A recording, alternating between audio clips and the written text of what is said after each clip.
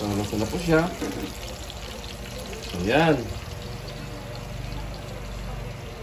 Dahon ng kamuti at dahon ng alugbati. So, yan. Ang kasunod dito. Luto na po ito. So, isunod po natin sa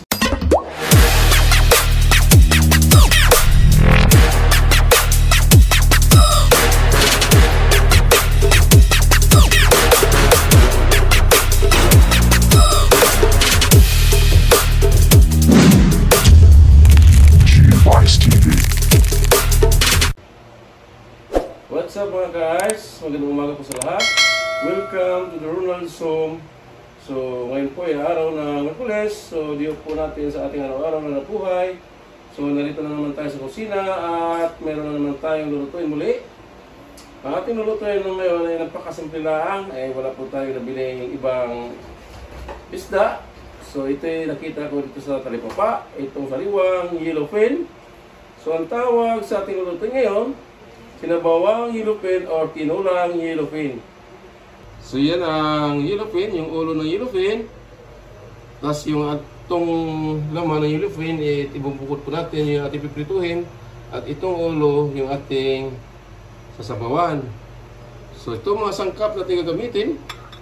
So maglagay po tayo ng lemongrass or tanglad, daon ng kamote. At maglagay po tayo ng daon din ng alugbati.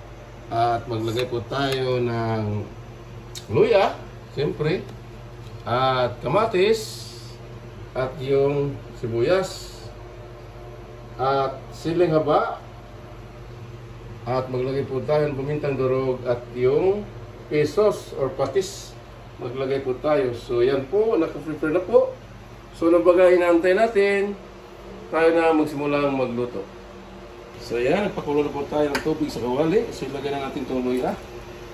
Simple lang po yung ating pagluluto dito. Sibuyas.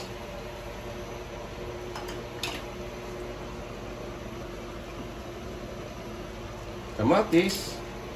At siling haba.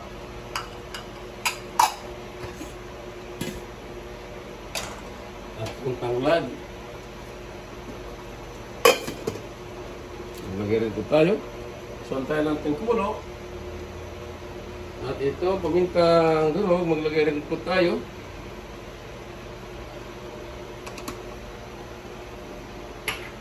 At itong patis, maglagay rin po tayo ng patis. Pampaalat na sa ating sinabawang isda, yellowfin or tinulang yellowfin.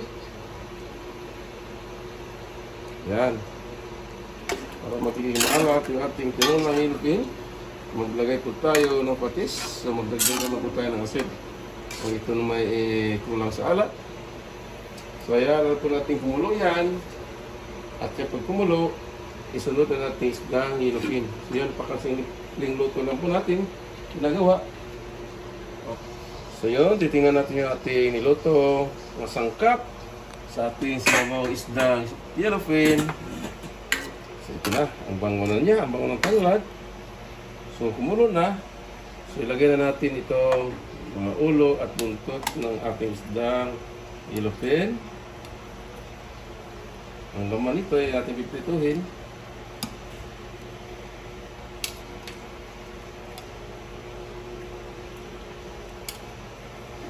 Yan po. Iyan lang po ang karami yung ating sinabawan. Dahil yung laman ng ating piprituhin. So, dalawa po tayo po yung ating niluto ngayon sa ating isdang yellowfin. Ito ay simple luto lang.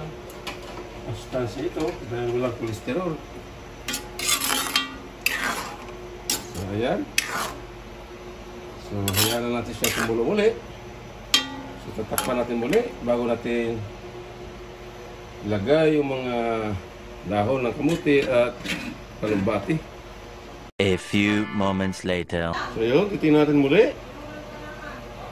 Kumulo na siya at ito na yung ating sinabawang isdang yellowfin tuna or tinulang yellowfin tuna. So titikman natin kung tama ba ang alat.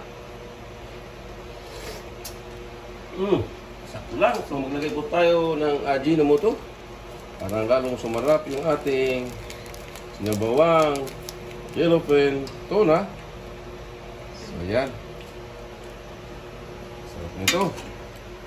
Ito'y simpleng luto lang. Kahit sino ka, pwede ka marunong magluto nito. Basta importante nito at mayroon kang nabibiling yellowfin tuna. Ayan. No cholesterol. Walang halong mantika ito. Purong-puro. Sabaw, tubig. Yan po. Okay, tignan natin muli.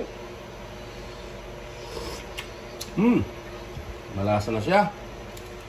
So, ilagay po natin yung mga dahon at ito'y may lang. Ito luto na.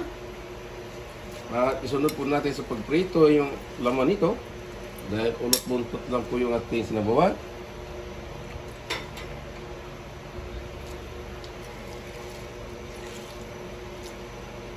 Yan, ang daw ng alugbati at ang daw ng kamote pinagsama ay kunting tubig lang yung ginawa natin para mas malasa talaga yung ating yellowfin tuna. Yan, kunting tubig lang ito para siyang fresh talaga yung ating dahon na kamote at dahon ng alugbati. So yan, ang kasunod nito, luto na po ito. So isunod po natin sa pagprito yung ating laman ng yellowfin tuna. Yan, ito na yung ating lutong laman ng yellowfin. So ganito lang po, tinimpla na natin ito.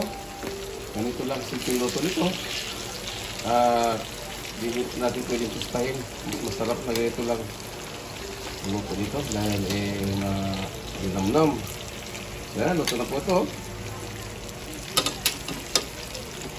So yung ating yellowfin tuna, yung laman, yung ulo, yung ating sinabawan at buntot. So luto na po siya. So yan. So ito na yung niluto nating sinabawang yellowfin tuna. Luto na po mga guys. So kain tayo. Ito yung ating pinaprito sa kabila. Yung laman ng yellowfin tuna. So, luto na rin po. So, tara, sabayan nyo mga guys. Kain po tayo sa ating lutong tinulang yellowfin tuna at piniritong tuna. Tara, kain tayo.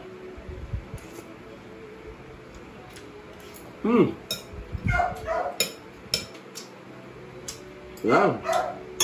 Daw na kamote at daw na alugbate.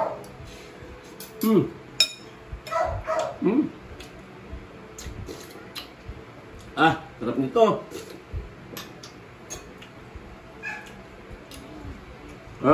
Ito talaga na ulam na walang cholesterol. Walang mantika. Dahil dito tayo gumamit ng mantika sa paggisa ng mga sangkap. So tubig lang po ginamit natin. So yun po ang buong kaganapan ngayong araw ng Merkules. So shoutout po sa lahat ng aking mga silent viewer na patuloy sumaybay sa munting channel, sa aking kagrupo Unity Love Team, sa aking kasama magtutubay, sa aking customer sa tubay. Shoutout po sa lahat. Thanks for watching. Hanggang dito na lang. God bless us and bye-bye. Go, go, go, go, go, go, go, go, go, go, go, go, go, yeah, go, go, go. Hustle hard, hustle every single day.